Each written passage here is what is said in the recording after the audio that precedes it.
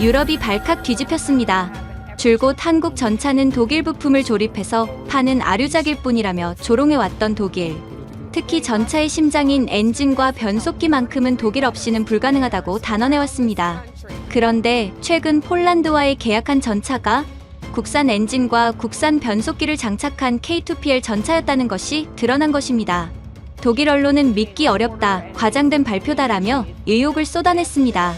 하지만 현장에서 이를 확인한 독일의 군사 전문가들은 한국은 이제 독일을 넘었다, 전차의 심장마저 스스로 뛰게 만들었다 라며 단호한 입장을 밝혔습니다.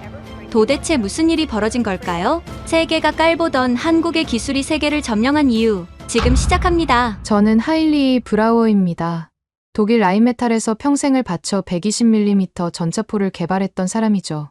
40년 가까이 독일 방산업계에서 일하며 세계 최고의 전차포 기술을 만들어냈다는 자부심이 있었습니다.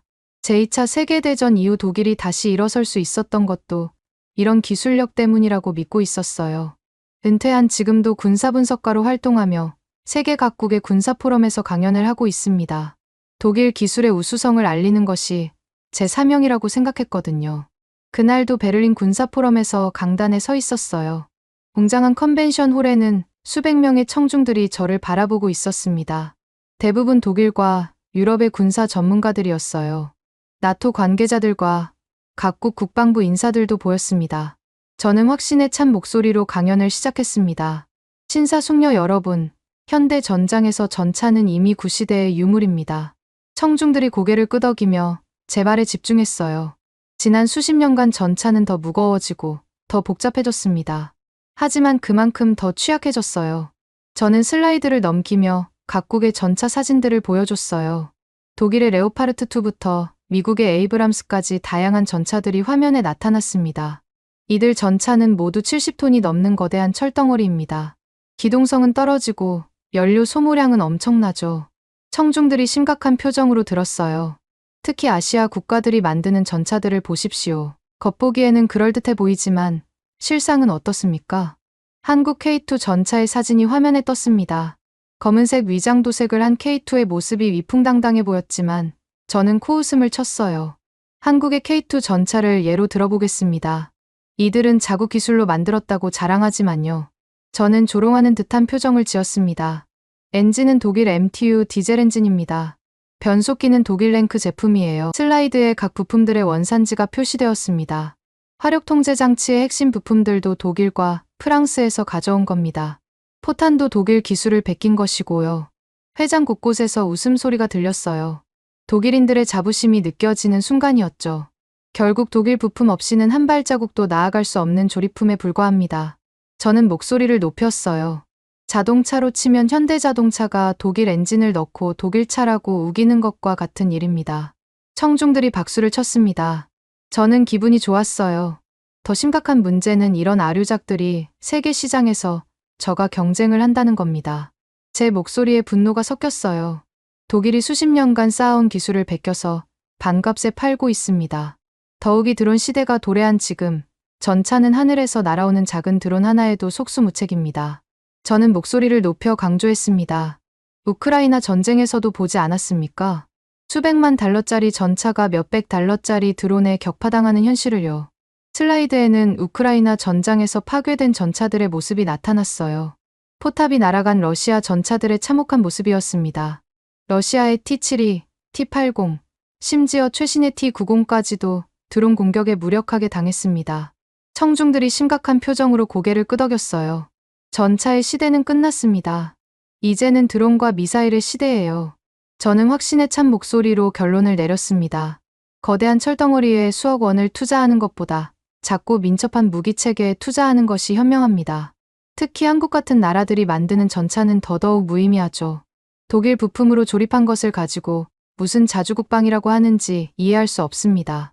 그때 한 기자가 손을 들었어요. 젊은 여성 기자였습니다.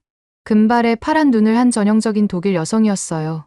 박사님, 그런데 최근 폴란드가 한국의 K2 전차를 1천여 대나 수입한다고 발표했는데요. 저는 순간 당황했습니다. 이에 대해서는 어떻게 생각하십니까? 제 머릿속이 하얘졌어요. 폴란드의 K2 전차 대량 도입 소식은 저도 들었던 터였습니다. 하지만 인정하고 싶지 않았어요. 제 이론에 맞지 않는 현실이었거든요. 아, 그건 말입니까? 저는 당황한 기색을 감추며 대답했습니다. 단순히 가격이 저렴하기 때문일 뿐입니다. 목소리가 약간 떨렸어요. 독일의 레오파르트 2나 미국의 에이브람스에 비해 성능은 떨어지지만 값이 싸니까 선택한 거겠죠. 목구멍이 마른 것 같았습니다. 물을 한 모금 마셨어요. 폴란드도 예산이 한정되어 있으니까요. 차선책을 선택한 거라고 봐야죠. 그런데 기자는 계속 질문했습니다. 하지만 폴란드는 나토 회원국이고 러시아와 직접 국경을 맞대고 있는 나라 아닙니까? 기자의 목소리에 의문이 담겨 있었어요. 그런 나라가 단순히 가격만 보고 전차를 선택할까요? 저는 말문이 막혔습니다. 폴란드의 지정학적 위치를 생각해보니 기자 말이 맞았어요. 러시아의 위협을 직접 받는 나라가 성능을 무시하고 가격만 볼 리는 없었습니다. 게다가 터키도 한국의 엔진과 변속기 기술을 도입해서 알타이 전차를 만들고 있다고 들었는데요. 기자의 질문이 계속 이어졌어요. 한국이 독일 부품에만 의존한다면 터키의 기술을 수출할 수 있을까요? 제 머릿속은 혼란스러웠습니다. 한국이 독일 부품에만 의존한다고 생각했는데 뭔가 다른 이야기들이 들려오고 있었거든요.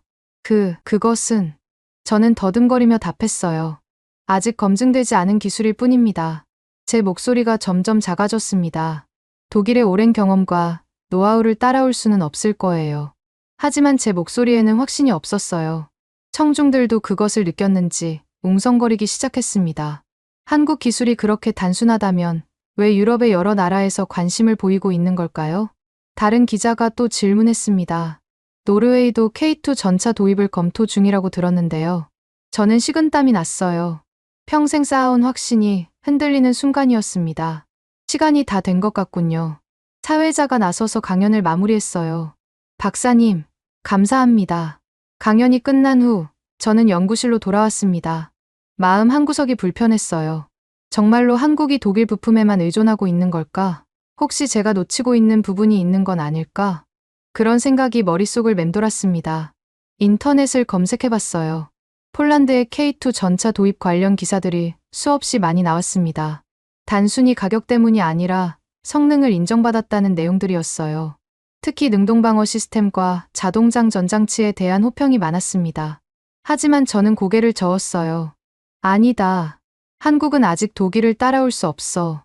그렇게 스스로를 다독였지만 마음 깊숙한 곳에서는 작은 균열이 생기기 시작했습니다. 제가 알고 있던 세상과 현실 사이에 뭔가 다른 점이 있다는 느낌이었어요. 하지만 그때까지만 해도 저는 몰랐습니다. 곧 제가 얼마나 큰 착각을 하고 있었는지 깨닫게 될 줄은 말이에요. 그리고 제 평생의 신념이 완전히 뒤바뀌게 될 줄도 모르고 있었습니다. 강연이 끝난 지 일주일이 지났지만 저는 여전히 찜찜했습니다. 그 젊은 기자의 질문들이 머릿속에서 떠나지 않았거든요. 폴란드가 정말 단순히 가격 때문에 K2 전차를 선택했을까? 그런 의문이 계속 들었어요. 그러던 중 독일의 한 방송국에서 인터뷰 요청이 왔습니다. 한국 방산업체의 급성장에 대한 전문가 의견을 듣고 싶다는 내용이었어요. 저는 기꺼이 승낙했습니다. 이번에야말로 확실하게 정리해야겠다는 생각이 들었거든요. 방송국 스튜디오는 차가운 조명으로 가득했습니다. 카메라 앞에 앉으니 긴장이 되더군요. 박사님, 최근 한국 방산업체들이 세계 시장에서 큰 성과를 거두고 있는데요. 진행자가 질문을 시작했어요. 어떻게 평가하십니까? 저는 준비해온 답변을 늘어놓았습니다. 한국의 방산업체들이 성과를 거두고 있다는 것은 사실입니다. 하지만 본질을 봐야 해요. 저는 확신에 찬 목소리로 말했어요. K2 전차를 예로 들어보죠. 겉보기에는 한국이 독자 개발한 것처럼 보이지만요. 카메라를 똑바로 바라보며 계속했습니다. 엔진은 독일 MTU, 변속기는 독일 랭크입니다. 핵심 부품들이 모두 독일 기술이에요. 결국 K2는 독일 기술에 기대는 조립품일 뿐입니다. 진행자가 고개를 끄덕였어요. 그렇다면 한국의 기술력은 어느 정도로 보시는지요? 아직 독일을 따라오기에는 한참 멀었다고 봅니다. 저는 단호하게 답했어요. 특히 파워팩 기술에서는 독일이 압도적으로 앞서 있습니다. 엔진과 변속기를 하나로 묶은 파워팩은 전차의 심장과 같은 부품은요. 한국이 아무리 노력해도 독일의 50년 노하우를 단시간에 따라잡을 수는 없을 겁니다. 진행자가 또 다른 질문을 했어요. 그런데 최근 한국이 터키에 파워팩 기술을 수출했다는 보도가 있었는데요. 저는 잠깐 당황했지만 금세 답변했습니다. 그것도 결국 독일 기술을 전수받은 것을 다시 넘겨준 것일 뿐이에요. 한국이 독자적으로 개발한 기술이라고 보기는 어렵습니다. 인터뷰가 끝난 후 저는 연구실로 돌아왔어요. 그런데 제자인 엘레나가 기다리고 있었습니다. 엘레나는 30대 중반의 똑똑한 여성 군사학자였어요. 저보다 한 세대 젊지만 군사 기술에 대한 이해도가 상당했습니다. 교수님, 방송 잘 봤습니다. 엘레나가 말했어요. 그런데 표정이 좀 이상했습니다. 그런데 교수님, 이 자료 좀 보시겠어요? 엘레나가 태블릿을 건네주었어요. 화면에는 한국어로 된 기사가 떠 있었습니다. 물론 독일어로 번역된 버전이었죠. 한국이 국산 변속기 개발에 성공했다는 기사입니다. 제 눈이 커졌어요. 뭐라고요? S&T 중공업이라는 회사에서 EST15K라는 변속기를 개발했다고 하네요. 엘레나가 화면을 넘기며 설명했어요. 이미 K2 전차에 장착해서 시험까지 완료했다고 합니다. 저는 화면을 자세히 들여다봤습니다. 한국의 변속기가 독일 랭크 제품과 비슷한 성능을 낸다는 내용이었어요. 이건 과장된 내용일 거예요.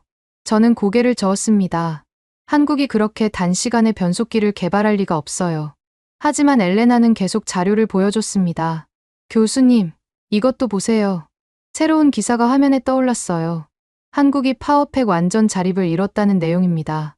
국산 엔진 DV17K와 국산 변속기 EST15K를 결합한 파워팩을 완성했다고 하네요. 저는 점점 당황스러웠어요. 그럴 리가 없습니다. 변속기는 고도의 정밀 기술이 필요한 부품이에요. 독일이 수십 년간 연구해서 만든 기술을 한국이 그렇게 쉽게. 그때 엘레나가 또 다른 자료를 보여줬습니다. 교수님, 터키 알타이 전차에 대해서도 알아봤는데요. 화면에는 터키 알타이 전차의 사진이 나타났어요. 터키가 한국에서 도입한 것은 단순한 라이센스가 아닙니다. 엘레나의 목소리가 진지해졌어요. 한국이 독자 개발한 파워팩 기술을 완전히 이전받았다고 하네요. 그리고 이미 터키 내에서 양산 체제를 구축했다고 합니다. 저는 의자에 주저앉았어요. 머릿속이 복잡해졌습니다. 엘레나, 이 자료들이 정말 믿을 만한 건가요? 네, 여러 군사 전문지에서 확인한 내용들입니다. 엘레나가 단호하게 답했어요. 특히 폴란드 국방부에서 발표한 자료도 있습니다. 폴란드가 K2 전차를 선택한 이유 중 하나가 바로 이 국산 파워팩 때문이라고 하네요. 제 세상이 무너지는 것 같았어요. 그럼 제가 방송에서 한 말들이 교수님, 한국을 과소평가하셨던 것 같습니다. 엘레나가 조심스럽게 말했어요. 이제는 한국도 독일만큼 발전된 기술을 가지고 있는 것 같아요. 저는 한참 동안 말을 잇지 못했습니다. 40년간 독일 기술이 최고라고 믿어왔는데 그 믿음이 흔들리고 있었어요. 엘레나, 혹시 한국에서 직접 확인해 볼 수 있는 방법이 없을까요? 저는 조심스럽게 물어봤습니다. 실제로 가서 봐야 믿을 수 있을 것 같아요. 엘레나의 얼굴에 미소가 번졌어요. 교수님, 마침 좋은 소식이 있습니다. 한국국방과학연구소에서 독일 전문가들을 초청한다는 공문이 왔어요. K2 전차와 차세대 전차 기술에 대한 설명회를 한다고 하네요. 저는 잠깐 망설였습니다. 한국에 가서 제가 틀렸다는 것을 확인하게 될까봐 두려웠어요. 하지만 동시에 궁금했습니다. 정말로 한국이 독일을 따라잡았을까? 그럼 신청해보죠. 저는 결심했어요. 직접 가서 확인해보겠습니다. 엘레나가 기뻐하며 말했어요. 교수님, 한국에서 놀라운 것들을 보게 될 거예요. 그 순간 저는 알았습니다. 제 인생에서 가장 큰 도전이 시작되고 있다는 것을요. 평생 믿어온 신념이 시험대에 오르게 될 것이라는 것을 말이에요. 하지만 그때까지만 해도 저는 몰랐습니다. 한국에서 제가 얼마나 큰 충격을 받게 될지는 말이에요. 한국행 비행기에서 저는 계속 생각했습니다. 정말로 한국이 독일 기술을 따라잡았을까? 아직도 믿기지 않았어요. 인천공항에 도착했을 때 한국의 담당자들이 마중 나와 있었습니다. 안녕하십니까, 박사님. 국방과학연구소 기갑연구본부장 박정우입니다. 중년의 한국인 남성이 악수를 청했어요. 생각보다 침착하고 자신감 있는 모습이었습니다. 멀리서 와주셔서 감사합니다. 박정우 본부장의 영어는 유창했어요. 내일 현대로템 연구소에서 설명회가 있을 예정입니다. 저는 예의상 고개를 끄덕였지만 마음속으로는 회의적이었어요. 과연 보여줄 게 있을까? 호텔에서 하루를 보내고 다음날 현대로템 연구소로 향했습니다.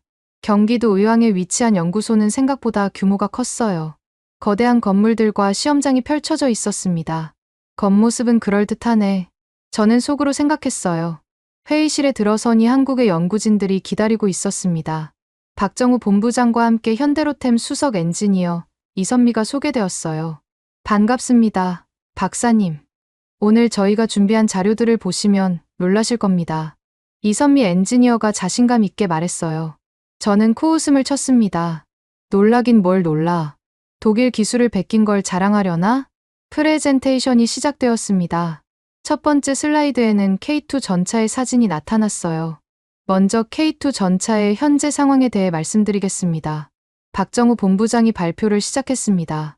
현재 K2 전차는 3차 양산분부터 완전한 국산 파워팩을 장착하고 있습니다. 저는 눈썹을 치켜 올렸어요. 국산 엔진 DV17K와 국산 변속기 EST15K를 결합한 파워팩입니다. 화면에는 파워팩의 단면도가 나타났어요. 구조가 독일 MTU 랭크 파워팩과 매우 유사했습니다. 이것은 독일 기술을 복사한 것 아닙니까? 저는 직설적으로 물어봤어요. 이선미 엔지니어가 미소를 지으며 답했습니다. 아닙니다, 박사님. 완전히 독자 개발한 기술입니다. 독일 MTU 엔진보다 연비는 15% 향상되었고 출력은 동등한 수준입니다. 저는 고개를 저었어요. 그런 단시간에 그런 발전이 가능할 리가 없습니다. 박사님, 직접 보시면 믿으실 겁니다. 박정우 본부장이 말했어요. 다음 슬라이드에는 더욱 놀라운 내용이 나타났습니다. 이제 차세대 전차 K세 개념 연구에 대해 말씀드리겠습니다. 화면에는 미래형 전차의 모습이 나타났어요. 일반적인 전차와는 완전히 다른 형태였습니다. K3는 무인 포탑을 채택합니다. 이선미 엔지니어가 설명했어요. 승무원은 모두 캡슐형 조종석에서 보호받으며 원격으로 포탑을 조작합니다. 저는 황당했어요. 무인 포탑이라고요? 그럼 고장나면 어떻게 수리하죠? 원격 진단 시스템과 자가 수리 기능을 탑재할 예정입니다. 박정우 본부장이 답했어요. 다음 내용은 더욱 충격적이었습니다. AI 기반 드론 요격 시스템도 개발 중입니다. 화면에는 전차 위에 설치된 소형 레이더와 기관포가 보였어요. 자동으로 접근하는 드론을 탐지하고 요격합니다. 저는 비웃었습니다. AI가 새와 드론을 어떻게 구분하겠습니까? 하늘에는 새들도 많은데 모든 걸 다 쏴댈 건가요? 이선미 엔지니어가 침착하게 답했어요. 저희는 이미 새와 드론을 구분하는 AI를 개발했습니다. 비행 패턴, 속도, 전자기 신호등을 종합 분석해서 9.7% 정확도로 구분합니다. 저는 어이가 없었어요. 허황된 꿈일 뿐입니다. 실제로는 불가능할 거예요. 그때 화면이 바뀌었습니다. 130mm 전차포도 개발 중입니다. 박정우 본부장의 목소리에 자부심이 느껴졌어요. 독일이 130mm 포를 먼저 개발했지만 아직 완성형 포탄을 만들지 못했죠? 저는 깜짝 놀랐습니다. 그 사실을 어떻게 알고 있을까요? 저희는 포와 포탄을 동시에 개발하고 있습니다. 고에너지 관통탄 APFSDST의 관통력은 기존 120mm 포탄보다 40% 향상되었습니다. 저는 점점 당황스러웠어요. 한국이 이런 수준까지 올라와 있다니. 또한 K3에는 수소연료 엔진을 적용할 계획입니다. 이선미 엔지니어가 계속 설명했어요. 소음을 크게 줄이고 연료 효율성도 높일 수 있습니다. 수소연료 엔지니어, 저는 되물었어요. 네, 현대자동차의 수소차 기술을 활용한 겁니다. 저는 머리가 복잡해졌습니다. 자동차 기술을 군용으로 활용한다는 발상이 신선했어요. 스텔스 차체 기술도 연구하고 있습니다. 박정우 본부장이 마지막 슬라이드를 보여줬어요. 레이더 반사 면적을 기존 전차의 30% 수준까지 줄일 수 있습니다. 프레젠테이션이 끝났습니다. 저는 잠시 말을 잃었어요. 내용이 너무 방대하고 구체적이었거든요. 하지만 여전히 믿을 수 없었습니다. 이 모든 게 정말 가능한 기술입니까? 저는 의심스러운 표정으로 물어봤어요. 아직 개념 연구 단계인 것들이 대부분 아닌가요? 박정우 본부장이 미소를 지었습니다.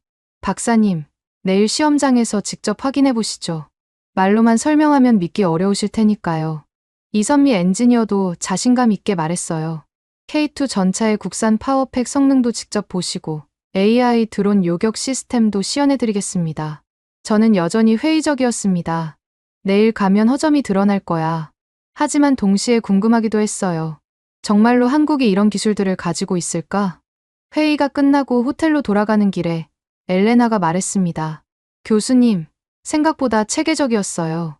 그냥 허풍이 아니라 실제 연구 내용인 것 같은데요. 저는 고개를 저었어요. 아직 실제로 본 게 없잖아. 내일이 진짜 승부처야. 하지만 마음 한구석에서는 불안감이 커져갔습니다. 혹시 정말로 한국이 독일을 따라잡은 건 아닐까? 그런 생각이 자꾸만 들었거든요. 다음 날 아침, 저는 일찍 일어났습니다. 밤새 잠을 설쳤거든요. 한국의 기술이 정말로 그 정도 수준일까 하는 생각 때문이었어요. 오늘 실체를 확인하게 되겠군. 현대로템 시험장에 도착했을 때 이미 여러 대의 K2 전차가 대기하고 있었습니다. 검은색 위장 도색을 한 전차들이 이풍당당하게 줄지어 서 있었어요. 박사님, 저기 보이는 전차가 국산 파워팩을 장착한 K2입니다. 박정우 본부장이 가장 앞쪽 전차를 가리켰습니다. 겉보기로는 기존 K2와 다를 바가 없어 보였어요. 정말로 독일 부품 없이 움직인다고요? 저는 여전히 의심스럽게 물어봤습니다. 네, 직접 확인해 보시죠. 이선미 엔지니어가 전차 옆으로 안내했어요. 엔진실을 열어보니 파워팩이 보였습니다. 구조는 독일 제품과 비슷했지만 세부적인 부분들이 달랐어요. DV17K 엔진입니다. 1500마력 출력의 연비는 기존보다 15% 향상됐어요. 이선미 엔지니어가 자세히 설명했습니다. 변속기는 EST15K로 전진 8단 후진 3단입니다. 저는 파워팩을 자세히 살펴봤어요. 정말로 독일 제품이 아닌 것 같았습니다. 하지만 아직 믿을 수 없었어요. 실제로 주행해 보겠습니다. 한국군 전차병이 전차에 올라탔습니다. 엔진이 시동되자 웅웅거리는 소리가 들렸어요.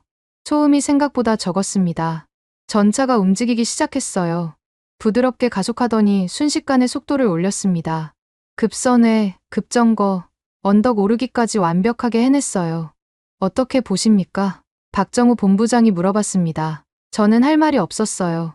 정말로 독일 부품 없이 잘 움직이고 있었거든요. 하지만 내구성은 어떨지 의문입니다. 저는 억지로 트집을 잡았어요. 독일 부품만큼 오래 갈 수 있을까요? 이미 5만 킬로미터 주행 테스트를 완료했습니다. 이선미 엔지니어가 답했어요. 독일 제품과 동등한 수준의 내구성을 확인했어요. 다음에는 사격 시험이 시작됐습니다. 5km 떨어진 목표물을 맞춰보겠습니다. 전차포가 목표물을 향해 조준했어요. 설마 한 방에 맞추겠어? 저는 속으로 생각했습니다. 엄청난 폭음과 함께 포탄이 발사됐어요. 5초 후 멀리 있던 목표물이 산산조각 났습니다. 정확히 중앙을 명중시켰어요. 저는 깜짝 놀랐습니다. 고에너지 관통탄 APFSDST입니다. 박정우 본부장이 설명했어요. 관통력이 기존 120mm 포탄보다 30% 향상됐습니다. 독일도 아직 이런 포탄은 완성하지 못했죠? 저는 얼굴이 화끈거렸습니다. 정말로 독일이 완성하지 못한 기술을 한국이 먼저 만들어낸 거였어요. 그때 엘레나가 조용히 제 곁으로 다가왔습니다. 교수님, 터키 소식도 들으셨나요? 엘레나의 목소리가 작았어요. 무슨 소식이요? 한국에서 터키로 수출한 파워팩 기술로 알타이 전차가 완성됐대요. 엘레나가 휴대폰을 보여줬습니다. 화면에는 터키 알타이 전차가 시험 주행하는 영상이 나와 있었어요. 그리고 터키가 이 기술로 제3국 수출까지 추진한다고 하네요. 저는 충격을 받았습니다. 한국 기술이 터키를 거쳐 다른 나라까지 퍼져나가고 있다니. 교수님이 무시하던 그 변속기 기술 말이에요. 엘레나가 조심스럽게 말했어요. 이미 터키 알타이 전차 수출 계약까지 따냈습니다. 제 머릿속이 하얘졌어요. 평생 독일 기술이 최고라고 믿어왔는데 그 믿음이 흔들리고 있었습니다. 아직 더 보여드릴 게 있습니다. 이선미 엔지니어가 말했어요. 다음에는 AI 드론 요격 시스템 시연이 있었습니다. K2 전차 위에는 작은 레이더와 기관포가 설치되어 있었어요. 지금부터 드론을 날려보겠습니다. 하늘에서 작은 드론들이 나타났습니다. 동시에 몇 마리 새들도 날아다니고 있었어요. 전차의 레이더가 돌아가기 시작했습니다. 순간 기관포가 움직이더니 드론만을 정확히 겨냥했어요. 타타타타 짧은 사격으로 드론들이 하나씩 떨어졌습니다. 놀라운 것은 새들은 전혀 공격하지 않았다는 점이었어요. 어떻게 구분이 가능한 겁니까? 저는 경악했습니다. AI가 비행 패턴과 전자기 신호를 분석합니다. 박정우 본부장이 설명했어요. 새와 드론의 움직임은 완전히 다르거든요. 그리고 드론은 아무래도 전자 부품에서 나오는 신호가 있죠. 저는 할 말을 잃었어요. 정말로 불가능하다고 생각했던 기술을 실현해낸 거였습니다. 이 시스템은 우크라이나 전장 데이터를 분석해서 개발했습니다. 이선미 엔지니어가 덧붙였어요. 실전에서 검증된 기술이에요. 마지막으로 130mm 전차포 시연이 있었습니다. 거대한 포탄이 7km 떨어진 목표물을 향해 날아갔어요. 목표물이 완전히 사라졌습니다. 관통력이 얼마나 됩니까? 저는 떨리는 목소리로 물어봤어요. 균지라 명강 기준 800mm 이상입니다. 박정우 본부장이 답했어요. 현존하는 어떤 전차 장갑도 관통할 수 있는 수준이죠. 저는 완전히 압도당했습니다. 한국이 독일보다 앞서 있는 분야가 이렇게 많다니. 시험이 끝나고 저는 한참 동안 말을 못했어요. 제 평생의 신념이 무너지는 순간이었습니다. 박사님, 어떻게 생각하세요? 박정우 본부장이 물어봤습니다. 저는 고개를 떨구었어요.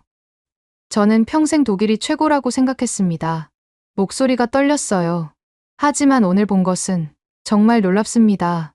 한국이 이렇게까지 발전했다니. 엘레나가 제 어깨를 토닥였습니다. 교수님, 인정할 건 인정해야죠. 시대가 바뀌고 있어요. 저는 고개를 끄덕였습니다. 하지만 아직도 받아들이기 어려웠어요. 40년간 쌓아온 신념을 하루아침에 바꾸기는 쉽지 않았거든요. 그런데 이건 시작에 불과했습니다. 더 큰 충격이 저를 기다리고 있었어요. 시험장에서의 충격이 가시지 않은 상태에서 저는 또 다른 제안을 받았습니다.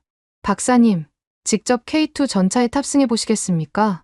박정우 본부장이 물어봤어요. 전차포 개발자시니까 승무원 관점에서도 보시면 좋을 것 같은데요. 저는 잠깐 망설였습니다. 독일에서도 레오파르트2에 탑승해 본 적은 있었지만 한국 전차는 처음이었거든요. 그러죠. 한번 타보겠습니다. K2 전차에 올라타니 내부가 생각보다 넓었어요. 독일 전차보다 승무원석이 더 쾌적해 보였습니다. 이것은 AR 헬멧입니다. 이선미 엔지니어가 특수한 헬멧을 건네줬어요. 증강현실 기술로 전장 상황을 실시간으로 보여줍니다. 헬멧을 쓰자 갑자기 시야가 완전히 바뀌었어요. 전차 밖에 360도 전 방향이 투명하게 보였습니다. 어떻게 이런 일이 가능하죠? 저는 놀라서 물어봤어요. 전차 외부에 설치된 카메라들이 실시간 영상을 보내줍니다. 전차병이 설명했어요. 밤에도 열화상 카메라로 완벽하게 볼 수 있어요. 그때 헬멧 화면에 빨간 점들이 나타나기 시작했어요. 저것들이 뭔가요? 적 드론들입니다. 모의훈련 상황이에요. 갑자기 전차의 능동방어 시스템이 가동됐습니다. 위에 설치된 기관포가 빠르게 회전하면서 가상의 드론들을 요격하기 시작했어요. 타타타타, AR 헬멧 속에서 드론들이 하나씩 격추되는 모습이 보였습니다. 이게 실제 상황이라면 저는 경악했어요. 우크라이나에서 전차들이 드론에 당한 것과는 완전히 다르군요. 네, 바로 그겁니다. 박정우 본부장이 자랑스럽게 말했어요. 기존 전차들은 드론에 무력했지만 K2는 다릅니다. 다음 시나리오가 시작됐어요. AR 화면에 적 전차들이 나타났습니다. 동시에 아군 전차들의 위치도 표시됐어요. 이건 네트워크 전투 시스템입니다. 이선미 엔지니어가 설명했어요. 모든 아군 전차가 실시간으로 정보를 공유합니다. 정말 신기했어요. 한 전차가 발견한 적의 위치가 즉시 모든 아군에게 전달됐습니다. 지휘 전차가 파괴되면 어떻게 되나요? 저는 궁금해서 물어봤어요. 자동으로 다른 전차가 지휘 임무를 이어받습니다. 전차병이 답했어요. AI가 최적의 지휘 전차를 자동으로 선택하거든요. 화면 속에서 지휘 전차가 격파당했어요. 그러자 즉시 다른 전차가 지휘 임무를 맡아 작전을 이어갔습니다. 끊김없이 자연스럽게 진행됐어요. 이건 혁명적입니다. 저는 감탄했어요. 전차가 단순한 화기가 아니라 전장의 지휘 허브가 되었군요.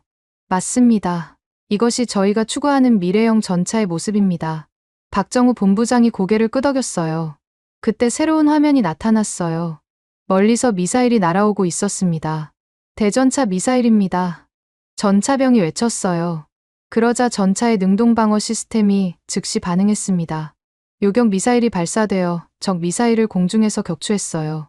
폭발 소리와 함께 화면에서 위협이 사라졌습니다. 하드킬 능동방어 시스템입니다. 이선미 엔지니어가 자랑스럽게 말했어요. 대전차 미사일과 RPG를 요격할 수 있어요. 저는 완전히 압도됐습니다. 이건 제가 알던 전차가 아니었어요. 이건 내가 알던 전차가 아닙니다. 저는 속으로 중얼거렸어요. 완전히 다른 차원의 무기 체계네요. 다음에는 더욱 놀라운 장면이 펼쳐졌어요. 전차가 정지한 상태에서 포탄만 회전하기 시작했습니다. 동시에 여러 목표물을 동시에 조준했어요. 다중 표적 교전이 가능합니다. 전차병이 설명했어요. 한 번에 최대 6개 목표를 동시에 공격할 수 있어요. 연속으로 포탄이 발사됐습니다. 쾅! 6개의 목표물이 거의 동시에 격파됐어요. 자동장 전장치가 엄청나게 빠른 속도로 작동했습니다. 장전 속도가 얼마나 됩니까? 저는 놀라서 물어봤어요. 분당 15발까지 가능합니다. 이선미 엔지니어가 답했어요. 독일 전차보다 3배 빠른 속도죠. 제 머릿속이 혼란스러웠어요. 한국이 독일을 넘어선 게 아니라 완전히 다른 차원에 올라와 있었습니다. 박사님, 어떠세요? 박정우 본부장이 물어봤어요. 저는 한참 동안 말을 못했습니다. 충격이 너무 커서 정리가 안 됐거든요. 이건, 저는 더듬거렸어요. 완전히 새로운 개념의 전차네요. 단순히 포와 장갑의 경쟁이 아니라 정보 전쟁의 플랫폼이 된 거군요. AR 헬멧을 벗고 나니 현실로 돌아온 느낌이었어요. 하지만 방금 경험한 것은 너무나 생생했습니다. 독일 전차와는 완전히 다른 철학이네요. 저는 감탄했어요. 독일은 아직도 전통적인 전차 개념에 머물러 있는데 한국은 벌써 미래를 내다보고 있었군요. 엘레나가 제 옆에서 말했어요. 교수님, 이제 인정하실 때가 된 것 같아요. 한국이 독일을 넘어섰어요. 저는 고개를 끄덕였어요. 더 이상 부정할 수 없었습니다. 방금 경험한 것은 단순히 기술적 진보가 아니라 패러다임의 전환이었거든요. 저는 평생 전차포 개발에만 매달려 왔습니다. 저는 솔직하게 말했어요. 하지만 한국은 전차 자체를 새롭게 정의했네요. 화력, 방어력, 기동력의 전통적 3요소의 정보력을 추가한 거군요. 박정우 본부장이 미소를 지었어요. 바로 그겁니다. 박사님. 4차 산업혁명 시대의 전차는 달라야 한다고 생각했어요. 전차에서 내려오면서 저는 생각했습니다. 내가 지금까지 얼마나 편견에 사로잡혀 있었을까? 한국을 단순히 독일 기술의 아류라고 무시했던 제 자신이 부끄러웠어요. 오히려 한국이 독일보다 훨씬 앞선 비전을 가지고 있었습니다. 하지만 이것도 끝이 아니었어요. 더 큰 충격이 저를 기다리고 있었습니다. 전차에서 내린 후 저는 잠시 혼자 있는 시간이 필요했습니다. 방금 경험한 것들이 너무 충격적이었거든요. 40년간 쌓아온 제 전문성이 한순간에 무너지는 느낌이었어요. 박사님, 괜찮으세요? 엘레나가 걱정스럽게 물어봤습니다. 네, 괜찮습니다. 그냥 생각할 시간이 필요해서요. 저는 벤치에 앉아 멀리 보이는 전차들을 바라봤어요. 저 철덩어리들이 이렇게 진화할 수 있다니. 그때 박정우 본부장이 다가왔습니다. 박사님, 아직 보여드리지 못한 게 하나 더 있습니다. 뭔가요? 저는 고개를 들었어요. K3 차세대 전차의 실물 모형입니다. 박정우 본부장의 눈에 자부심이 어려 있었어요. 아직 시제품 단계이지만 핵심 기술들은 이미 검증을 마쳤습니다. 우리는 연구소 내부의 특별한 전시관으로 이동했습니다. 거대한 문이 열리자 미래형 전차의 모습이 나타났어요. 기존 전차와는 완전히 다른 형태였습니다. 이것이 K3입니다. 이선미 엔지니어가 소개했어요. 각진 스텔스 형태의 차체에 무인 포탑이 장착되어 있었습니다. 승무원석은 어디 있나요? 저는 궁금해서 물어봤어요. 여기 앞쪽 캐슐형 조종석입니다. 박정우 본부장이 차체 전면을 가리켰어요. 3명의 승무원이 모두 이 안전한 공간에서 보호받습니다. 포탑이 파괴되어도 승무원은 안전하겠군요. 저는 감탄했어요. 네, 생존성을 최우선으로 설계했습니다. 전차 옆쪽에는 거대한 130mm 포가 보였어요. 독일이 개발 중인 것과 비슷한 크기였습니다. 독일도 130mm 포를 개발하고 있죠? 저는 조심스럽게 물어봤어요. 네, 알고 있습니다. 박정우 본부장이 고개를 끄덕였어요. 하지만 독일은 포만 만들었고 포탄은 아직 완성하지 못했죠? 저는 깜짝 놀랐습니다. 그건 독일 방산업계의 기밀이었는데 어떻게 알고 있을까요? 저희는 다릅니다. 이선미 엔지니어가 자신감 있게 말했어요. 포와 포탄을 동시에 개발했습니다. 화면에 포탄의 단면도가 나타났어요. 정교하고 복잡한 구조였습니다. APFSDST 포탄의 관통력은 1000mm를 넘습니다. 박정우 본부장이 설명했어요. 현존하는 어떤 전차 장갑도 관통할 수 있는 수준이죠. 저는 할 말을 잃었어요. 독일이 몇 년째 고민하고 있는 문제를 한국이 해결해버린 거였습니다. 독일 라인메탈에서는 어떤 어려움이 있나요? 이선미 엔지니어가 되물었어요. 저는 잠깐 망설였습니다. 동료들의 기밀을 말해도 되는 걸까? 하지만 이미 한국이 알고 있는 것 같았어요. 포탄의 추진체 문제 때문입니다. 저는 솔직하게 답했어요. 130mm 포탄은 120mm보다 훨씬 복잡하거든요. 특히 텅스텐 합금의 가공이 어려워서. 아, 그 문제 말씀이시는군요. 박정우 본부장이 미소를 지었어요. 저희는 한국의 반도체 기술을 활용했습니다. 반도체 기술을요? 저는 의아했어요. 네, 정밀 가공 기술이죠. 이선미 엔지니어가 설명했어요. 삼성과 SK하이닉스의 미세 공정 기술을 응용해서 텅스텐 합금을 가공했습니다. 저는 경악했습니다. 반도체 기술을 방산에 응용한다는 발상이 놀라웠어요. 그래서 독일보다 먼저 완성할 수 있었군요. 맞습니다. 융합 기술의 힘이죠. 박정우 본부장이 자랑스럽게 말했어요. 다음에는 엔진실을 보여줬습니다. 수소연료 엔진입니다. 기존 디젤 엔진과는 완전히 다른 모습이었어요. 현대자동차의 수소차 기술을 대형화한 겁니다. 소음이 거의 없고 배기가스도 물뿐이에요. 이선미 엔지니어가 설명했어요. 스텔스 성능까지 고려한 설계입니다. 저는 점점 압도당했어요. 한국이 각 분야의 기술을 통합해서 전차를 만들고 있었습니다. 자동차, 반도체, 조선, IT, 모든 산업의 기술이 집약되어 있었어요. 독일은 이런 융합이 어려운가요? 박정우 본부장이 물어봤습니다. 저는 고개를 끄덕였어요. 각 회사들이 따로 놀거든요. 라인메탈은 포만, MTU는 엔진만. 반면 한국은 정부 주도로 모든 기술을 통합하고 있군요. 네, 그게 저희의 장점입니다. 이선미 엔지니어가 말했어요.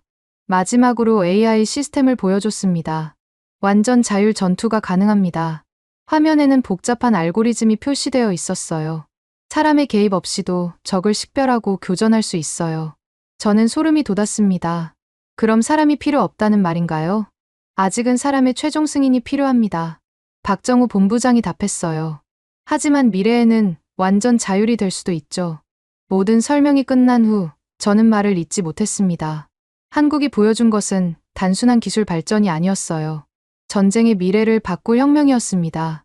박사님, 어떻게 생각하세요? 박정우 본부장이 물어봤어요. 저는 한참 동안 침묵했습니다. 그리고 떨리는 목소리로 말했어요. 저는 평생 독일이 최고라고 믿었습니다. 독일 없이는 안 된다고 늘 말해왔어요. 목소리가 점점 작아졌습니다. 하지만 이제는 한국이 독일보다 앞서고 있군요. 독일 기술에 의존하던 한국이 이제는 독일을 뛰어넘었다니. 엘레나가 제 어깨에 손을 올렸어요. 교수님, 인정하는 것도 용기입니다. 저는 고개를 끄덕였어요. 더 이상 부정할 수 없었습니다. 한국이 보여준 것은 명백한 현실이었거든요. 독일이 과거에 안주하고 있는 동안 한국은 미래를 향해 달려왔군요. 저는 쓴웃음을 지었어요. 제 오만함이 부끄러웠습니다. 하지만 아직 마지막 시험이 남아 있었어요. 진짜 충격은 다음 날부터 시작될 예정이었습니다. 다음 날 아침, 저는 일찍 깨어났습니다. 밤새 잠을 설쳤거든요. 어제 본 K3 전차의 모습이 머릿속에서 떠나지 않았어요. 정말로 한국이 독일을 넘어선 건가? 그런 생각이 계속 맴돌았습니다. 오늘은 실전 모의훈련을 보시겠습니다. 박정우 본부장이 말했어요. K2 전차의 실제 전투력을 확인할 수 있을 겁니다. 우리는 더 넓은 시험장으로 이동했습니다. 산악지형이 재현된 거대한 훈련장이었어요. 저기 보이는 것이 모의 전장입니다. 이선미 엔지니어가 가리켰어요. 언덕과 계곡, 건물들이 복잡하게 배치되어 있었습니다. 실제 전장과 비슷하게 만들어진 것 같았어요. 적군 역할은 누가 하나요? 엘레나가 물어봤습니다. 무인 표적들과 시뮬레이션 시스템입니다. 박정우 본부장이 답했어요. 우크라이나 전장 데이터를 기반으로 만들어진 시나리오죠. 곧 K2 전차 4대가 진입했습니다. 검은 위장도색을 한 전차들이 전투 대형을 갖추고 움직였어요. 첫 번째 시나리오는 드론 집단 공격입니다. 통제실의 모니터에 상황이 표시됐어요. 하늘에서 수십 대의 드론들이 몰려왔습니다. 작은 점들이 전차를 향해 빠르게 접근했어요. 저 많은 드론을 어떻게 막을까요? 저는 걱정스럽게 물어봤어요. 우크라이나에서 본 것처럼 전차들이 무력하게 당할 것 같았거든요. 그런데 놀라운 일이 일어났습니다. K2 전차들의 능동 방어 시스템이 일제히 가동됐어요. 타타타타타 각 전차마다 설치된 대공 기관포들이 일제히 사격을 시작했습니다. 드론들이 하나씩 떨어지기 시작했어요. 동시에 전자전 장비도 작동했습니다. 일부 드론들은 통신이 두절되어 추락했어요. 어떻게 이런 일이 가능하죠? 저는 경악했습니다. 각 전차가 서로 정보를 공유합니다. 이선미 엔지니어가 설명했어요. 한 전차가 놓친 드론도 다른 전차가 요격하죠. 화면에서 드론들이 모두 격추되었습니다. 전차는 하나도 손상되지 않았어요. 이건 우크라이나에서 본 것과 완전히 다르군요. 엘레나가 놀라며 말했어요. 맞습니다. 기존 전차들은 드론에 무력했지만 K2는 다릅니다. 박정우 본부장이 자랑스럽게 답했어요. 다음 시나리오가 시작됐습니다. 이번에는 대전차 미사일 공격입니다. 여러 방향에서 미사일들이 날아왔어요. 제블린, 토우 미사일 등 다양한 종류였습니다. K2 전차들의 하드킬 시스템이 반응했어요. 요격 미사일들이 발사되어 적 미사일을 공중에서 격추했습니다. 폭, 폭, 폭. 하늘에서 연속적인 폭발이 일어났어요. 놀랍습니다. 저는 감탄했어요. 이스라엘의 트로피 시스템보다도 뛰어나 보이는데요. 저희 시스템이 더 발전된 형태입니다. 이선미 엔지니어가 설명했어요. 360도 전방향에서 동시 공격이 와도 대응 가능해요. 세 번째 시나리오는 더욱 복잡했습니다. 네트워크 전투 시뮬레이션입니다. 적 전차들이 여러 방향에서 나타났어요. 동시에 보병들과 장갑차들도 등장했습니다. K2 전차들이 즉시 대형을 바꿨어요. 서로 역할을 분담해서 적을 상대하기 시작했습니다. 한 번 전차는 주력 전차 담당, 두 번은 보병 지원. 통제실에서 전술 상황이 실시간으로 표시됐어요. 놀라운 것은 지휘관의 별도 명령 없이도 전차들이 알아서 협력한다는 점이었습니다. AI가 최적의 전술을 자동으로 계산합니다. 박정우 본부장이 설명했어요. 연속 사격이 시작됐습니다. 쾅! K2의 130mm 포에서 포탄들이 날아갔어요. 적 목표물들이 정확하게 격파됐습니다. 자동장 전장치 덕분에 사격 속도도 빨랐어요. 장전 속도가 정말 빠르네요. 저는 놀랐어요. 분당 15발까지 가능하다고 했죠? 네, 독일 전차보다 3배 빠릅니다. 이선미 엔지니어가 답했어요. 그때 갑작스러운 상황이 벌어졌습니다. 지휘 전차 역할을 하던 한 번 전차가 격파 판정을 받았어요. 지휘 전차가 파괴됐습니다. 통제실에서 알림이 울렸어요. 저는 긴장했습니다. 지휘관이 없으면 작전이 혼란에 빠질 텐데. 하지만 놀라운 일이 일어났어요. 즉시 두 번 전차가 지휘 임무를 이어받았습니다. 작전에 전혀 차질이 없었어요. 나머지 전차들은 계속 협력해서 적을 격파했습니다. 어떻게 이런 일이 가능하죠? 저는 경악했어요. 분산형 지휘 시스템입니다. 박정우 본부장이 설명했어요. 하나의 지휘 전차에 의존하지 않고 모든 전차가 지휘 능력을 갖고 있어요. AI가 상황에 따라 자동으로 지휘권을 이양합니다. 이것은 정말 혁명적이었어요. 기존 군사 상식을 완전히 뒤엎는 시스템이었습니다. 마지막 시나리오가 시작됐어요. 최종 종합 상황입니다. 드론, 미사일, 전차, 보병이 동시에 공격해왔어요. 복잡하고 혼란스러운 전장이었습니다. 하지만 K2 전차들은 침착하게 대응했어요. 드론은 대공 시스템이, 미사일은 능동방어가, 지상 목표는 주포가 담당했습니다. 모든 시스템이 동시에 작동하면서 완벽한 방어를 보여줬어요. 이건 저는 말을 잇지 못했어요. 30분간의 격전 끝에 모든 적이 격파됐습니다. K2 전차들은 모두 무사했어요. 훈련이 끝나고 정적이 흘렀습니다. 저는 완전히 압도당했어요. 박사님, 어떻게 보셨나요? 박정우 본부장이 물어봤습니다. 저는 한참 동안 말을 못했어요. 제가 평생 주장해온 전차 무용론이 완전히 무너진 순간이었습니다. 저는 전차가 드론 앞에서 무력하다고 생각했습니다. 목소리가 떨렸어요. 우크라이나 전장에서 본 것처럼 말이죠. 하지만 오늘 본 것은 완전히 다르군요. 이선미 엔지니어가 미소를 지으며 말했어요. 전차가 죽은 것이 아닙니다. 진화한 거예요. K2는 4세대 전차가 아니라 5세대 전차의 시작입니다. 박정우 본부장이 덧붙였어요. 그리고 이제 곧 K3가 실체를 드러낼 겁니다. K3는 완전히 새로운 차원의 전차가 될 거예요. 저는 고개를 끄덕였어요. 더 이상 부정할 수 없었습니다. 한국이 보여준 것은 전차의 미래였어요.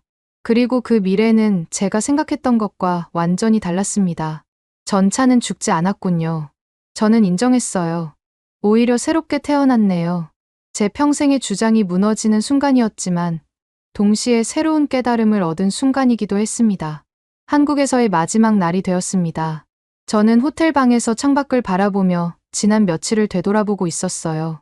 제 평생의 신념이 완전히 바뀐 시간들이었습니다. 40년간 독일 기술이 최고라고 믿어왔는데 그 믿음이 산산이 부서졌어요. 교수님, 준비되셨나요? 엘레나가 방문을 두드렸습니다. 오늘 오후에 기자회견이 예정되어 있었거든요. 한국 방문 소감을 발표하는 자리였어요. 네, 가죠. 저는 무거운 마음으로 일어났습니다. 무엇을 말해야 할지 밤새 고민했지만 결론은 하나뿐이었어요. 진실을 말하는 것. 기자회견장에는 한국과 독일의 언론인들이 가득했습니다. 카메라들이 저를 향해 있었어요. 박정우 본부장과 이선미 엔지니어도 참석했습니다. 하일리 브라우어 박사님, 한국 방문 소감을 듣고 싶습니다.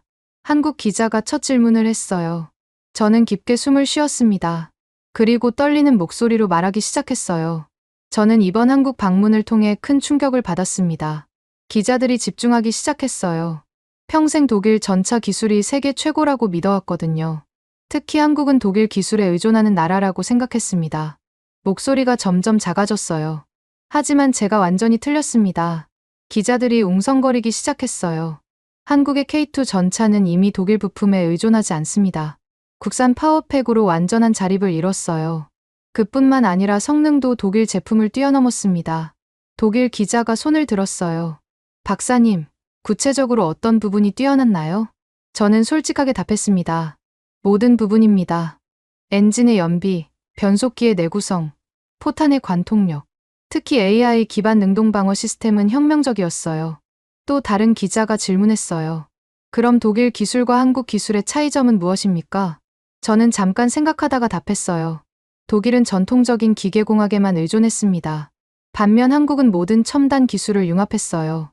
자동차, 반도체, IT, 조선, 모든 산업의 기술이 집약되었습니다. 이것이 한국이 독일을 뛰어넘을 수 있었던 이유입니다. 한국 기자가 또 질문했어요. 차세대 전차 K3에 대해서는 어떻게 생각하시나요? 저는 깊은 한숨을 쉬었습니다. K3는 제가 상상했던 미래를 현실로 만든 전차입니다. 무인 포탑, 수소 연료 엔진, 완전 자율 전투. 이것은 단순한 전차가 아니라 미래 전장의 플랫폼이에요. 독일이 아직 개념 연구 단계에서 머물고 있을 때 한국은 이미 실현 단계에 와 있습니다. 기자회견장이 조용해졌어요. 모두들 제 고백에 충격받은 것 같았습니다. 박사님, 그럼 독일 전차의 미래는 어떻게 보시나요? 독일 기자가 날카롭게 질문했어요. 저는 정직하게 답했습니다. 독일이 변하지 않으면 뒤처질 수밖에 없습니다. 한국처럼 융합 기술을 받아들여야 해요. 더 이상 과거의 영광에만 의존해서는 안 됩니다. 그때 한 기자가 핵심을 찌르는 질문을 했어요. 박사님께서는 전차 무용론을 주장하셨는데요. 지금도 같은 생각이신가요? 저는 고개를 저었습니다. 완전히 틀렸습니다. 전차가 무용하다고 생각했던 것은 제 편견이었어요. 한국의 K2를 보니 전차는 죽지 않았습니다. 오히려 진화했어요. 드론과 미사일에 무력했던 것은 구형 전차들의 한계였습니다. 신형 전차는 오히려 드론을 사냥하는 사냥꾼이 되었어요. 기자회견장이 술렁거렸어요. 제 발언이 충격적이었나 봅니다. 마지막 질문이 나왔어요. 박사님의 최종 결론은 무엇입니까? 저는 잠깐 박정우 본부장과 이선미 엔지니어를 바라봤어요. 그들의 눈에는 자부심과 동시에 겸손함이 있었습니다. 그리고 저는 평생 중 가장 어려운 말을 했습니다. 나는 평생 독일 전차를 최고라고 믿었습니다. 목소리가 떨렸어요. 한국을 독일 기술의 아류라고 여겼어요. 기자회견장이 조용해졌습니다. 하지만 오늘 나는 한국에서 전차의 진정한 미래를 보았습니다. K2 전차의 완성도, K3 전차의 혁신성, 이것들은 독일이 따라잡기 어려운 수준입니다. 저는 고개를 숙였습니다. 세계 전차 기술의 중심은 이제 독일이 아닙니다. 바로 대한민국입니다. 기자회견장이 완전히 조용해졌어요. 저 자신도 믿을 수 없는 말을 하고 있었습니다. 한국은 이미 독일을 뛰어넘었습니다. 앞으로 세계는 한국의 전차 기술을 주목하게 될 것입니다. 그리고 나는 한국의 성취를 진심으로 축하합니다. 기자회견이 끝난 후 저는 박정우 본부장과 악수를 나눴습니다. 박사님, 용기 있는 발언이었습니다. 박정우 본부장이 말했어요. 쉽지 않으셨을 텐데요. 저는 쓴웃음을 지었습니다. 진실을 말하는 것이 옳은 일이죠. 제가 틀렸다면 인정해야 합니다. 이선미 엔지니어도 다가왔어요. 박사님, 독일과 한국이 협력할 수 있는 길도 있을 것 같아요. 서로 배울 점이 많거든요. 저는 고개를 끄덕였습니다. 그렇게 되면 좋겠습니다. 독일의 경험과 한국의 혁신이 만난다면 더 놀라운 결과가 나올 수도 있겠죠. 공항으로 가는 길에 엘레나가 말했어요. 교수님, 오늘 발언이 독일에서 큰 파장을 일으킬 것 같아요. 그럴 겁니다. 저는 창밖을 바라봤어요. 하지만 누군가는 진실을 말해야 하죠. 독일이 현실을 직시해야 한다고 생각해요. 비행기에서 저는 지난 며칠을 되돌아봤습니다. 한국에서 본 것들은 제 인생을 완전히 바꿔놓았어요. 오만했던 제 모습이 부끄러웠지만 동시에 새로운 깨달음을 얻었습니다. 세상은 계속 변하고 있고 고정관념에 사로잡혀서는 안 된다는 것을요. 며칠 후 제 기자회견 영상이 전 세계로 퍼져나갔습니다. 독일 전차포 개발자가 한국 기술을 인정한다는 소식이 대서특필됐어요. 유럽 방산업계에 큰 충격을 줬다고 들었습니다. 하지만 저는 후회하지 않았어요. 진실을 말한 것이니까요. 그리고 이것이 독일과 한국 모두에게 도움이 되리라 믿었습니다. 세계는 이제 한국의 전차 기술을 주목하게 될 것입니다. 그리고 저는 그 변화의 증인이 되었어요. 평생 독일 기술만 믿었던 고집쟁이 늙은 기술자가 한국에서 겸손함을 배우고 돌아온 것입니다. 여러분은 지금 어디에서 이 이야기를 듣고 계신가요? 댓글로 적어주시면 감사드리겠습니다. 지금까지 감동을 더하다였습니다.